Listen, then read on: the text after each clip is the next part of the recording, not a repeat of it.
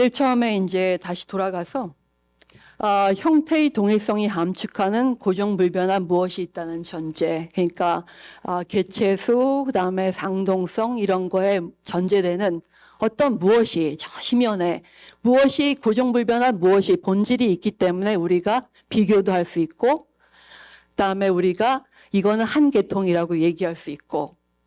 그러니까 반본질 다윈의 반본질의 업적이 별로 그렇게 완성되진 않았죠.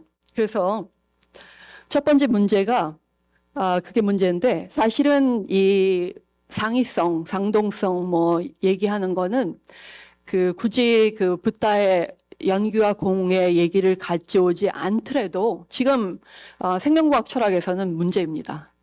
지금 핫한 이슈인데요. 예를 들면은 보시듯이 쇠하고 박쥐가 있습니다. 여러분 어느 쪽인가요? 오른쪽에. 근데 쇠하고 박쥐인데, 쇠하고 박쥐는 네 다리가 있기 때문에 네 다리가 갖고 있는 거는 상동성입니다.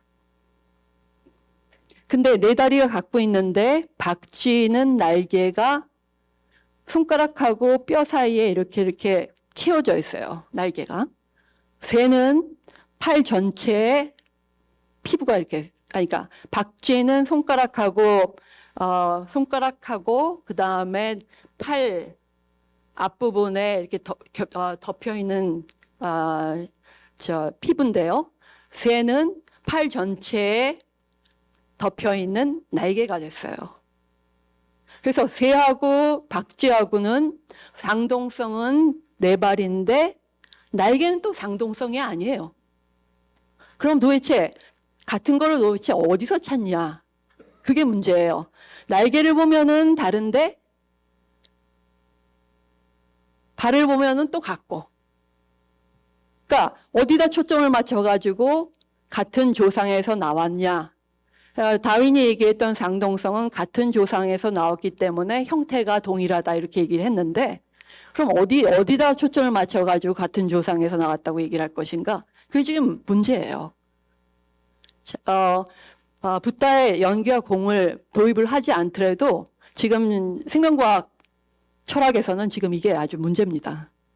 그 다음에 또 조금 이제 분자 생물학 쪽으로 관심이 있으신 분들은 요즘 뭐 분자 생물학에서 같은 거를 얘기하고, 예를 들면은 호미오진이 있는데, 호미오진은 생명체를 다 관통하는 어떤 보존되는 진으로, 보존되는 유전자로, 그러니까 보존된다는 거는 파괴되지 않고 이런 거랑 이제 생각을 같이 할 수 있는데, 그러니까 본질로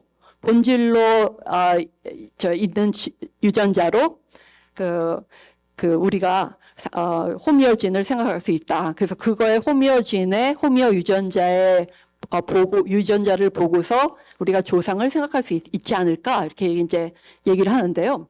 지금 보시면은 여기 이제 팍스 유전자라고, 이게 이제 생명체를 관통하는 초기 발생에서 보존되는 호미오진인데, 그 중에서 눈의 발생을 관장하는 유전자입니다.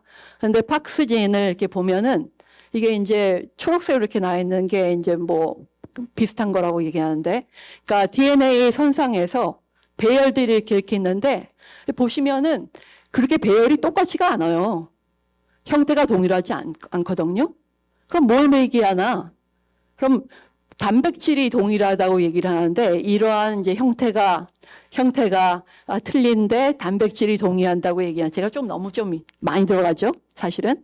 근데 형태가 동일하다고 그러니까 단백질이 동일하다고 얘기한다는 거는, 단백질은 기능을 담당합니다. 그래서 기능이 동일하다고 얘기를 하는 건데, 사실은 기능은 조건이 모인 거를 기능이라고 하는 거죠.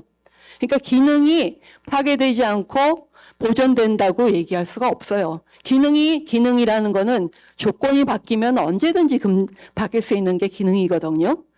그렇기 때문에 사실은 우리가 이제 그 생명과학, 분자생물학에서 얘기하는 이 호미오진의 얘기도 사실은 좀 어폐가 있습니다. 그러니까 분자 DNA 선상에서는 동일하지도 않는데 그러면 단백질에서 동일하다면은 단백질은 기능으로 생각하는데 기능으로 만약에 동일하다면은 생쥐하고 그 다음에 초파리하고 그 기능이 똑같아야 된다는 말인데요. 그러면 생쥐가 보는 기능과 초파리가 보는 기능이 똑같다는 거는 초파리가 볼 때와 생쥐가 볼 때가 똑같아야 되고, 그다음에 만약에 이제 생쥐의 이 팍스 유전자가 사람의 팍스 유전자랑도 같다면 사람이 보는 거와 생쥐가 보는 거와 초파리가 보는 게 똑같아야 되는데 그건 말이 안 되는 거거든요. 그러니까 그럼 뭘 얘기하는 거냐? 그러니까 좀 문제가 많죠. 문제가 많습니다. 생명과학에서 얘기하는 것도. 그 다음에 이제 부처님 당시 때 인도에서 유행했던 비죄기성이라는 그 이론이 있는데, 그러니까 non-reflexivity. 손가락을 가르치는 손가락이 달을 가르치면은 달을 가르치는 이 손가락도 손가락을 가르쳐야 되는데 그렇게 못하는 거니까 손가락이 가르치는 달의 기능이라는 건 손가락이 갖고 있는 가르치는 기능이라는 거는 본질이 아니다. 그런 뜻으로 이제 이론이 나온 건데요. 그런 것처럼 눈의 기능이 본질이라면은 눈을 봐야 되는데 눈을 볼 수 없거든요. 그러니까 사실은 본질이 아니라는 거죠. 그러니까 아무리 뭐 비슷하다 아니면은 초기 발생 과정에서 보존된다 하지만은 우리가 그렇게 보고 싶어서 얘기하는 거죠. 사실은. 그러니까 본질이라는 거는 있을 수가 없습니다. 그러니까 상동성의 문제는 굳이 부처님의 말씀을 가져오지 않더라도 벌써 생명과학 철학에서 문제가 많이 지금 발생하고 있습니다. 문제가 발생하는 이유는 간단합니다. 다윈의 진화론은 무상이고, 그 다음에 환경과 인터랙션하는, 환경과 상호작용하는 연기인데, 이 연기와 무상을 끝까지 밀고 나가지 못하고 중간에서 멈췄기 때문에 이런 문제들이 일어난다고 저는 생각하거든요. 그래서 두 번째 문제는 좀 전에 말씀드렸듯이 개체와 환경의 이분법.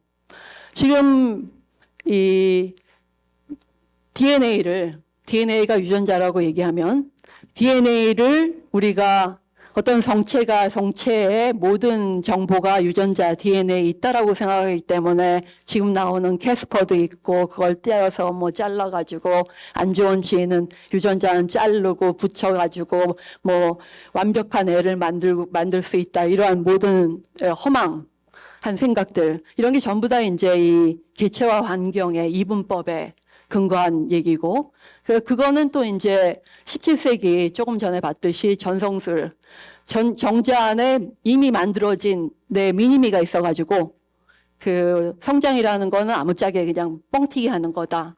그러니까 지금 우리가 하는 그러니까 DNA 유전자 조작 이런 것도 전부 이런 개체와 환경의 이분법에 근거하고 그다음에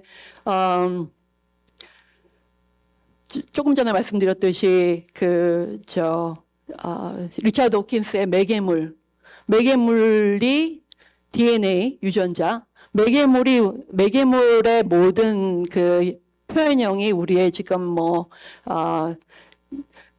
표현형 넓어진 표현형이 그 사회고 그다음 문화고 이럴 수도 있다는 이제 얘기를 하는데요. 그건 전부 다 이분법에 기초한 것입니다. 이분법에 기초해가지고 이렇게 이제 문제가 나오는데 이걸 싸우기만 하지 해결은 못 하거든요. 그러니까 유전자가 그 진화의 단위다. 아니다. 생명체가 단위다. 저는 이제 두 양변을 여의고 헤이 부처님 말씀을 보자. 이런 두 이렇게 자성을 갖고 있다고 생각하는 이런 유전자, 자성을 갖고 있다고 생각하는 생명체 이런 건 없다. 그러니까 찰스 다윈이 조금 더 깊게 그다음에 끈질기게 끝까지 진화론을 폈다면은 아마 이런 이분법도 만들지 않았을 것 같습니다. 근데 이제 그 사람의 한계겠죠. 그 시대의 한계고.